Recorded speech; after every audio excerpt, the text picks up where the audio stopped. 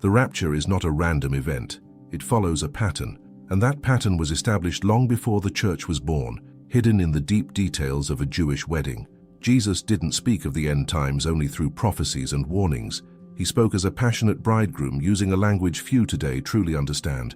But those who heard him in Galilee knew exactly what he was saying. They recognized he was describing a wedding. More than that, they knew he was making a promise to return, not yet as judge, but as the bridegroom coming back to take his beloved.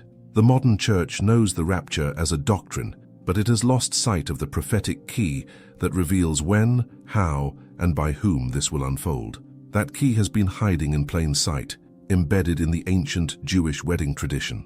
Every gesture, every covenant, every symbol was divinely designed to point to one ultimate moment, the return of Christ for his bride. You've probably heard the phrase, "No one knows the day or the hour." But what you may not have been told is that this phrase was commonly used in ancient Jewish weddings. It was the answer a groom gave when asked, "When will you return for your bride?" And he would always say, "No one knows, only my Father." This wasn't a metaphor, it was a cultural reality. And Jesus used that exact phrase when speaking of the rapture. Now listen closely. If Jesus spoke as a bridegroom, and the church is the bride, then the rapture is not just judgment, it's a wedding. And that changes everything, because a wedding required preparation. The bride had to be ready, dressed, set apart, anointed with oil, watching for every sign.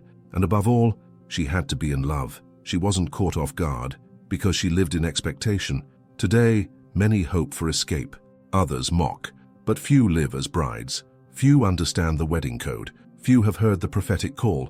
That's why this message must be heard. In this video, you'll discover why the rapture is the final stage of a prophetic wedding. You'll learn how Jewish traditions reveal God's eternal plan, hidden for centuries now made clear to those with spiritual eyes to see. You'll witness every stage of the mystery, the price paid by the groom, the covenant sealed with wine, the temporary separation, the promise of return, and the climax, the midnight arrival with the sound of the shofar. What's about to happen to the church is more than eschatology. It's the fulfillment of an ancient covenant, a divine vow written before time began. But not everyone will be taken. Not everyone hears the bridegroom's voice. Not everyone is dressed. Not everyone has oil. Not everyone is ready. That's why you need to watch this until the end. What you're about to hear could be the missing piece that reveals your place in God's eternal plan.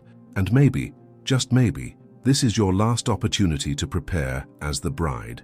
Let's return to the scriptures, to the traditions, to the heart of a God who hasn't given up on his church, but who will return to take her. Before we go any further, where are you watching this from? Leave a comment below. We want to spread this message to hearts all over the world. Subscribe to the channel, turn on notifications, and share this video so more people can awaken to the truth. In Jewish culture, especially in the region of Galilee where Jesus grew up, a wedding was far more than a social event. It was a spiritual mirror. Every stage carried a prophetic code. And when Jesus spoke about his return, he didn't just reference those traditions, he embodied them with precision. When a young Galilean man chose to marry, he would leave his father's house and go to the home of his chosen bride. He brought with him a cup of wine, a symbol of covenant, and the bride price called the mohar, which was paid to the bride's father. This wasn't a simple formality. The mohar represented the value the groom was willing to pay for her.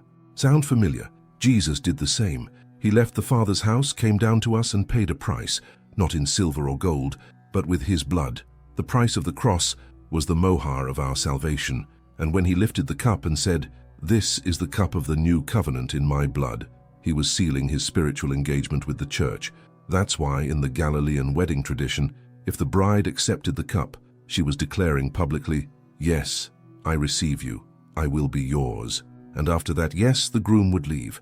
Now here's the most powerful detail. The groom didn't go just anywhere. He returned to his father's house and began preparing a special room for his bride. This room, built as an upper chamber on the father's house, was called the chadar, the wedding chamber, a sacred space where the groom and bride would spend 7 days in intimacy after the wedding. Jesus used this exact wedding language when he said, "In my Father's house are many rooms. If it were not so, I would have told you. I go to prepare a place for you." John 14:2. This is not just poetic language about heaven. This is engagement language. Jesus was making a promise to return, not as a teacher, not yet as a judge, but as the Galilean bridegroom who vowed to come back for his beloved. And here's something few understand. Not even the groom knew the exact day of his return. In Jewish tradition, only the father had the authority to release the son.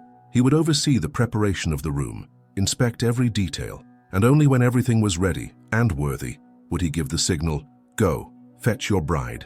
That's why Jesus said, "But of that day or hour no one knows, not even the angels in heaven nor the Son, but only the Father." Mark 13:32. He wasn't hiding a date. He was following the Galilean wedding blueprint. Exactly. This is deeply revealing, because that answer, "Only the Father knows," was the traditional response of a Galilean groom when asked about the wedding day. In that moment, Jesus was saying between the lines, "Yes, I am the bridegroom. Yes, I am preparing everything, and yes, I will return. But when? When the Father says, 'It is ready.'" While the bridegroom worked in secret, the bride had a sacred mission of her own, to wait in holiness. She didn't know the day, she didn't know the hour, but she knew, without a doubt, that he would return. She went to sleep with her wedding dress ready. She lived with expectation. At any moment in the stillness of night, she might hear the sound of the shofar, the blast of the ram's horn, and the shout that echoed through the streets of the village. "The bridegroom is coming, prepare yourselves." This cry wasn't symbolic, it was real. The groom's friends would go ahead of him, like angels with trumpets announcing his arrival in the darkness. The village would awaken, the brides would rise, but not all were truly ready. That's exactly the scene Jesus describes in the parable of the 10 virgins. 5 had their lamps lit, with extra oil. They waited with burning faith, hearts on fire, eyes fixed on the promised return. But the other 5 fell asleep with empty lamps. Their gowns might have looked perfect, but they lacked the oil of intimacy, watchfulness, and hidden obedience. Jesus ends the parable with a prophetic warning, "Therefore keep watch, because you do not know the day or the hour." Matthew 25:13. There's no mystery here. The Galilean wedding is the prophetic blueprint for the rapture. The rapture is not an escape route for casual Christians. It is the call of the bridegroom for those who kept their lamps burning in the darkest night. And remember, in the Galilean model, when the groom arrived came at midnight, the bride was taken to the prepared room, the chadar. There, the bride and groom would spend 7 days in sealed intimacy. During that time, the guests would celebrate outside, but the bride and groom were hidden. It was a preview of heaven, a divine honeymoon, a picture of the church being removed from the earth before the outpouring of God's wrath. That's why many scholars, including Messianic Jews, believe the rapture will occur before the tribulation. Just as the bride was taken before the public celebration, so will the church be taken before the final judgment is revealed. 7 days, 7 years. The ark was sealed before the flood. Lot was rescued before the fire. The bride was taken before the anguish. Everything points to the same hidden pattern. God protects his own before his wrath is poured out. But that protection is not automatic. It's for those who carry the oil, for those who said yes to the cup, for those who live in covenant, in holiness, and constant watchfulness. The bride's waiting was active. She purified herself. She prepared her garments. She would whisper to her friends, "Could it be today? Will he come today?" She wasn't distracted. She could hear the footsteps in the distance. Her heart would race because she knew the bridegroom will come like a thief in the night, but not for the ones who are awake. Before we continue, can I ask you a quick favor? Subscribe to the channel and give this video a like. It's a simple, yet powerful way to tell YouTube this message matters and should reach even more people. Most Christians have heard the word rapture, but few understand what it truly means, and even fewer know where the key lies in the ancient Galilean wedding. When the bridegroom came for his bride, he didn't take her straight to the celebration.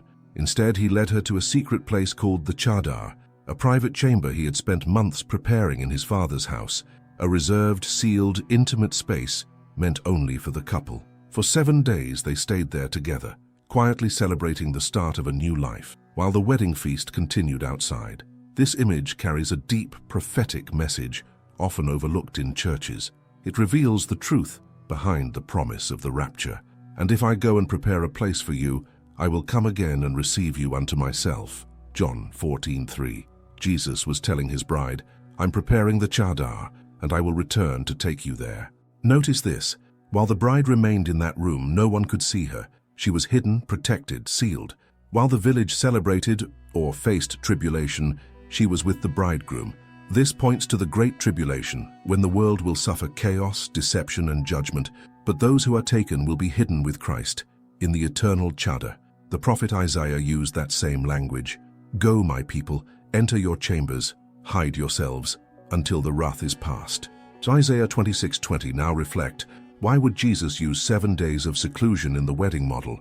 Why does the number 7 appear so frequently in Revelation, tied to the 7 years of tribulation?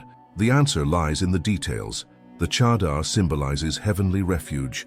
The feast represents the millennial kingdom. The waiting is now. The midnight cry is about to sound. So here's the question. Are you living as a prepared bride? Or do you merely admire the bridegroom without putting on the right garment? The engagement season is almost over, and once the chadar door shuts, no one else can enter. It's like Noah's Ark. God himself closed the door, and then judgment came. Many are waiting for a warning, a siren, one last sign. But Jesus was clear, as it was in the days of Noah. Matthew 24:37. While many were building, trading, getting distracted, the ark was sealed. And when the chadar is locked up, it will be too late. So be filled with holy dread. The rapture is not an escape from suffering. It's about being ready for the encounter. It's about keeping your lamp lit, your oil fresh, your heart in love with the bridegroom. It won't be based on numbers, gifts, or position. It will be about those who carry the oil of intimacy, who watch and stay awake. The enemy wants a bride who is tired, distracted, asleep. But the Spirit is crying aloud, "Arise, my beloved, come, the bridegroom is at the door, the chadar is ready, the time has come."